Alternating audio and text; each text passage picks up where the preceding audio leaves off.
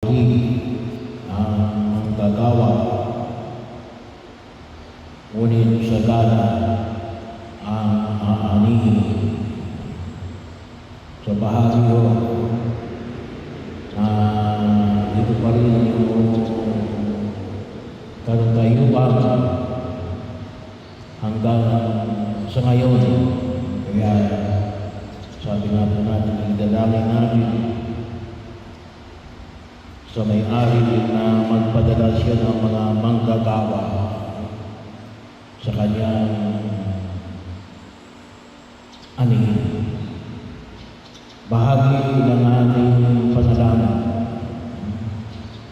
bukas dito ay pandaigdigang araw ng misyon, World Mission Sunday. So ipanalangin natin ang ating mga misyonero at misyonera, mga naglilingkod para patuloy na ipahayag ang mabuting balita ng pagliligtas ng Diyos.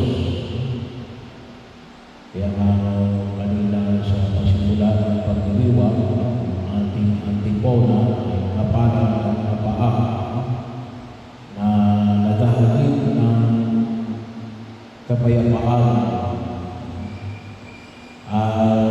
Tulad na yun na pinamanig natin kanina, ngayon din ay kapistahan ni San Lucas, ang ating Evangelista sa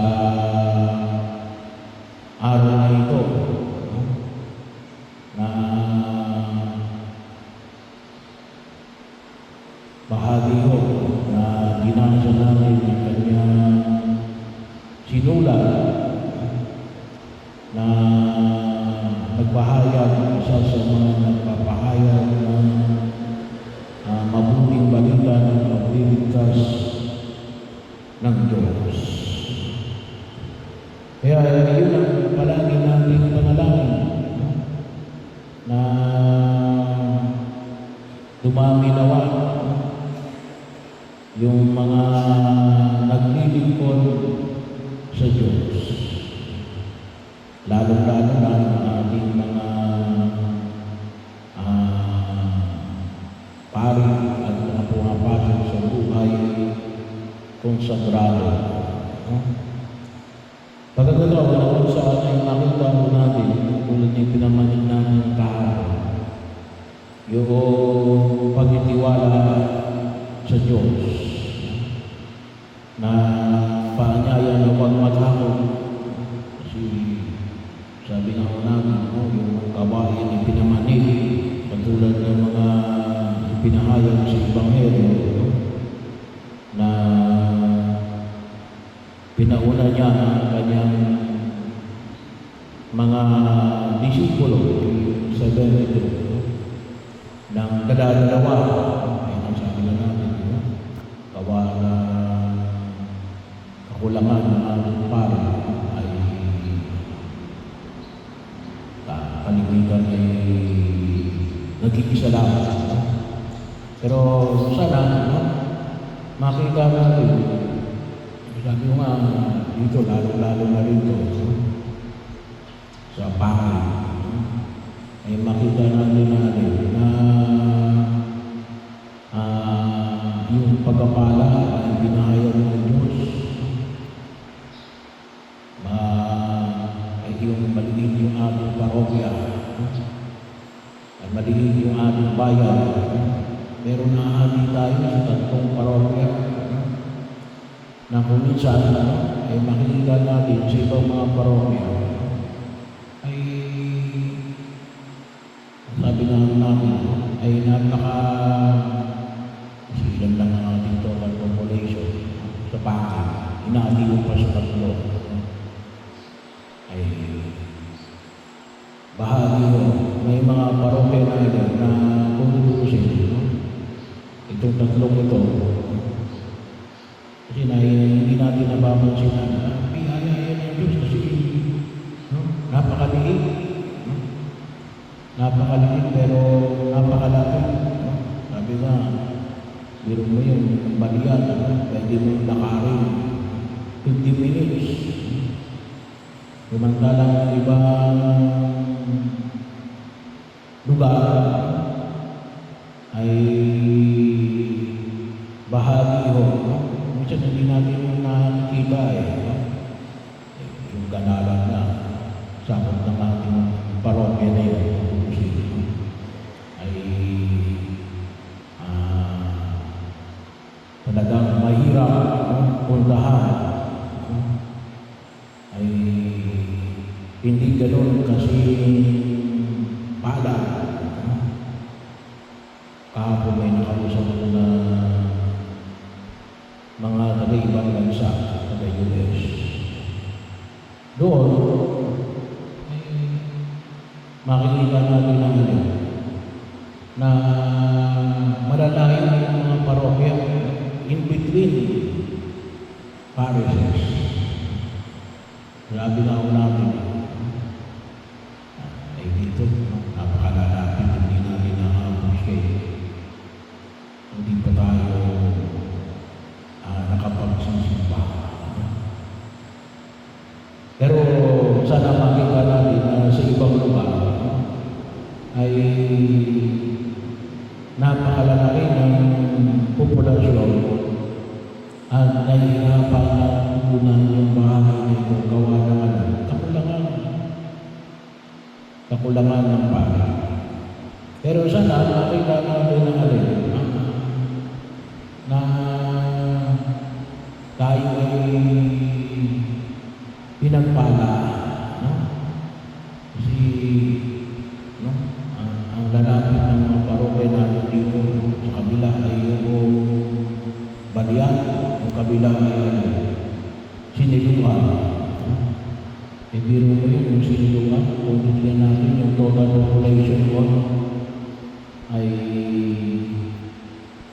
kalitin lang ng ating populasyon ay bahagi mo yun. Kaya nga sabi nga sana natin, kung na-recognize natin ang biyaya na ito, ay natahilig natin pahalagahan at patuloy natin ipanalangin para lalong dumami ang mga naglilingkod sa Diyos para ipahayag ang kanyang mabuting balita ng pagliligtas at ang biyaya ng kapayapaan na nais na ipamanig ng ating Panginoong Jesus Cristo. At tulad mo na ipinamanig natin, sabi natin, yung mga pamantayan ng pagkilos ito ay kumikilala din sa lahat sa wala hanggang pag-ibig ng Diyos na binigyan natin ng pagkakilig kahapon na para maalis ang takot, kailangan natin maramdaman yung pag-ibig ng Diyos. Kasi sabi natin, yung mga ipinamanig rito sa kanyang paanyaya, sa kanyang mga alagad, sinusugo ko kayo mga tuba sa gitna ng mga sukuba, ay parang napakahirap po. Pero bakit? Isusugo ka na defenseless sa gitna ng mga nagnanais na kumatay sa iyo. Sapagkat ikaw ay naniniwala na hindi ka pababayaan ng Diyos. Ano pa ang minahali dito? Huwag kayong magdala ng lungkutan, supot o panyapa. Bakit? Bahala ang Diyos. Huwag na kayong titigil sa daan upang makipagbatian. Bahagi yun. dahil sa kahalagahan ng pagpapahayag ng mabuting balita ng kaligtasan, kinapamanig nito yung urgency, no? Na higit itong bigyan ng higit ng pagpapahalaga.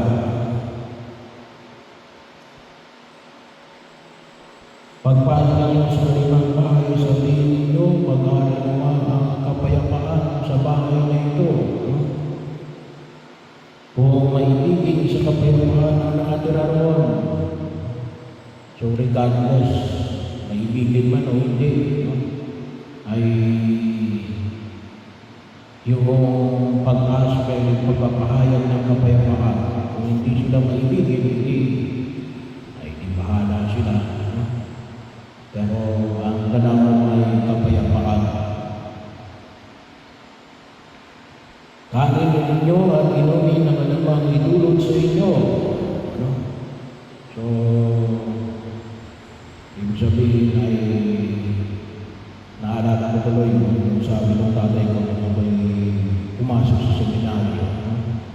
Sabi kasi, siyempre ako sa seminaryo. Sabi niya ako'y first year high school. Kasi pumasok ko ng first year high school. Sabi niya, kanin ninyo. Kanin mo kung ano yung iyahin ko. Kasi hindi pwede na magugutom ka roon. Wala ka ng ibang pagkukunan. Kung naman ay hindi ka tulad nito, hindi ka pwedeng lumabas. Wala namang tindahan doon. Huwag kayo magpapalipat-lipat ng bahay. So, hindi dahil sa ayaw mo na doon, aalis ka na. Siguro, kaya bahagi yun. Tawag na natin yun yung residency. Kinakailangan yung resident ka. Kanin man ninyo ang anumang iyahin sa inyo. Paggalingin ninyo ang mga may sakit doon.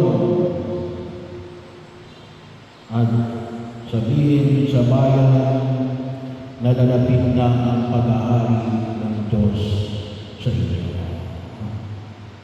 So, bahagi yun. Sabi nga mo natin, yung pag-ilos na ito, sa biyaya na pananalig natin, maging bahagi ng pagtugon, kaya po isang pagkakasalanan sa biyaya na pinagkaloob ng Diyos na maging bahagi ng pag-ilos na ito. Pero yung ating itong pananalig natin, sana naman, meron ko uling mag-ari mula sa parokya